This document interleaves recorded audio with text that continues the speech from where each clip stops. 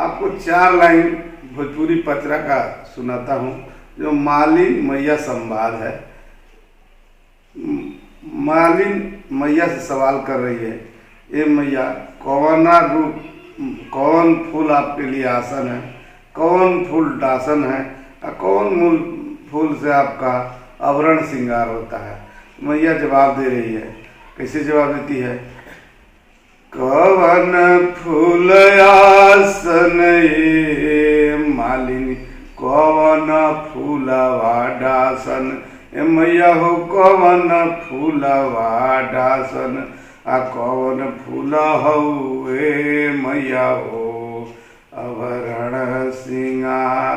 तो मैया जवाब दे रही है, तब बेला फूल आसन ए मालिनी, चंपा फूलवा डासन फूल अढ़ौलवा मालिनी हो आवरण श्रृंगार, फूल अढ़ौलवा मालिनी हो आवरण श्रृंगार।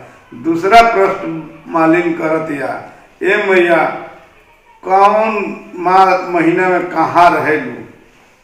तो कौन माँ से कमरू ए मैया, कवन माँ से मैहर ए मैया हो, कवन माँ से मैहर आ कवन माँ से बसेलू ए मैया हो विंध्याचल पहाड़, कौन माँ से बसेलू ए मैया हो विंध्याचल पहाड़।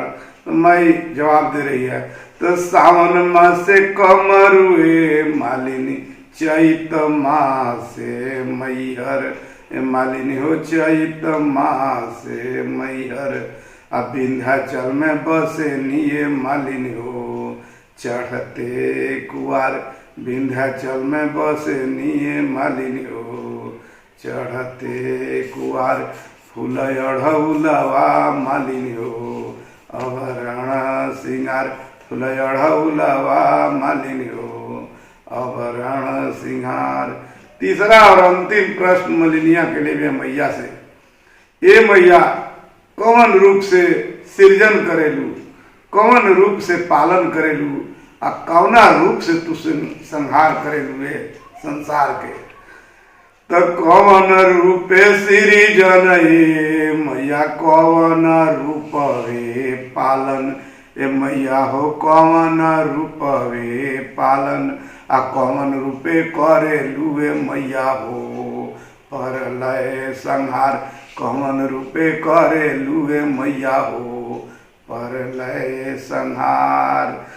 तो उमा रूपे सृजन ए मालिनी, उमा रूपे सृजन ए मालिनी, दुर्गा रूपवे पालन ए मालिनी हो दुर्गा रूपवे पालन आ चंडी रूपे करे निये मालिनी हो परलय संहार, चंडी रूपे करे निये मालिनी हो परलय संहार, फूल अढ़ौलवा मालिनी हो आवरण श्रृंगार, फूल अढ़ौलवा मालिनी हो आवरण श्रृंगार।